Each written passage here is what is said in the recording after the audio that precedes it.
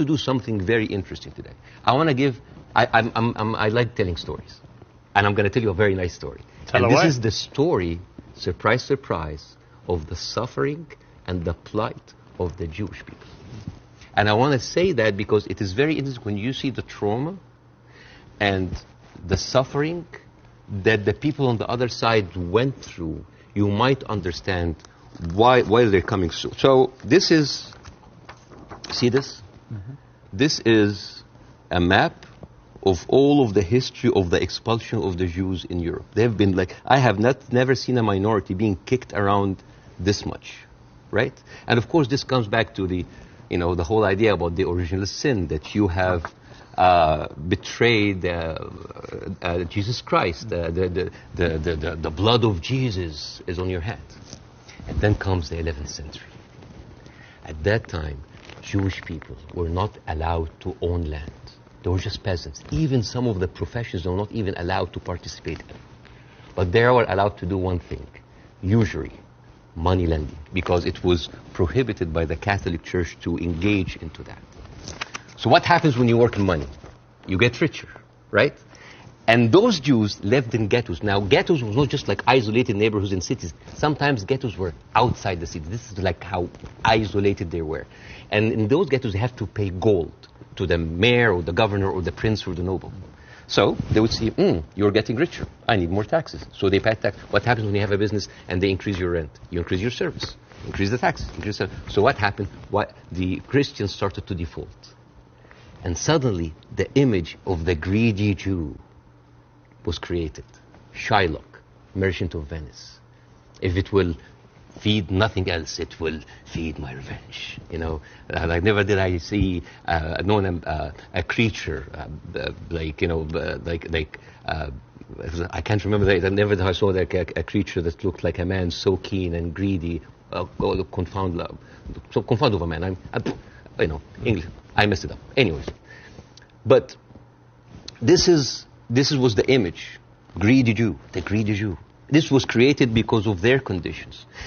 And it became worse in 1095, when Pope Urban II called for the first crusade to go and save the birth of Jesus from the unbelievers Muslim. And this crusade did not kill a single Muslim. You know how many people they killed? 2,000 Jews. Because it's like, wait, the non-believers are all over there. Why? So they went to it's called the Crusades of the Rhineland. So they went to the Jewish community because, hey, we own the money, so let's kill them better than paying them.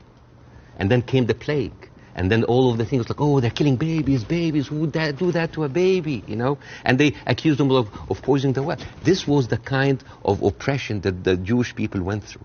Fast forward 19th century, there was like the Eastern Jew in Ukraine and Russia, and there was the Western Jews in Europe. Those people in the Eastern Jews had to immigrate because there were pogroms and they were kicked out. And at a certain point, the people in the West, especially in England, it's like, there are too many Jews. We need a solution. A solution for what? For the Jewish problem. So it's like we need to get rid of them. And you know what? Palestine was not even in the A list. Palestine was in the B list. Because England proposed 6,000 square miles in Uganda for the Jews, 1903. And the reason why Palestine was not on the list, that it was objected by a lot of rabbis that said, like, it's a promised land, but only when the Messiah comes. But there were other options, Argentina, South Africa, Uganda, Madagascar. And eventually, they said, all right, let's do Palestine. So they went to Palestine in 1914. There was 700,000 people living in Palestine, 3% were Jewish.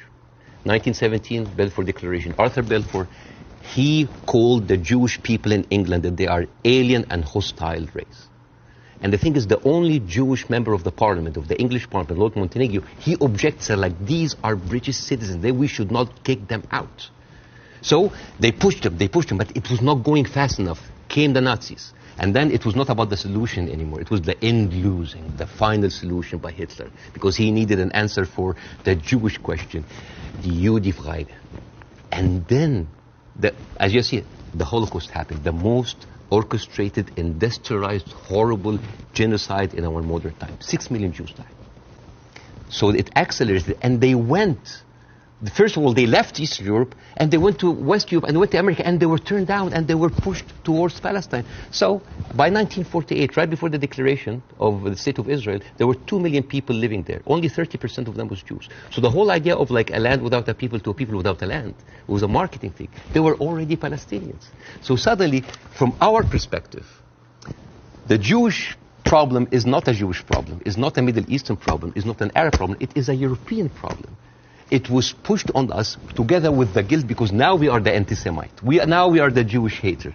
And not just that, they took land. So people look at this like, why are we even, we had a lot of refugees coming in.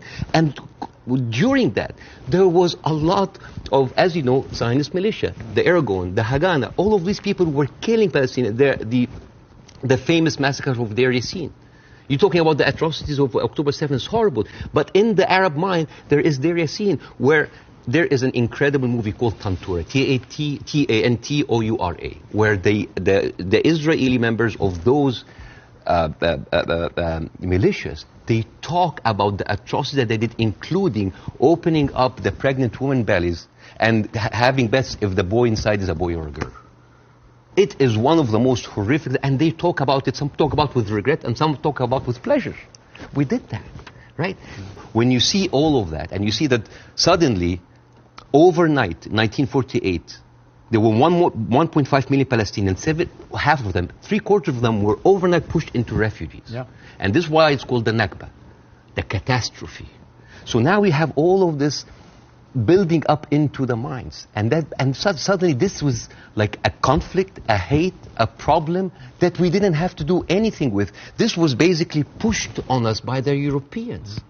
You see, so this is why it is important to say that. And I'm not saying that just like, oh, let's wipe out the State of Israel, let's like push them in the sea. No, but it's important when you talk about the conflict that you talk about the root causes. Right?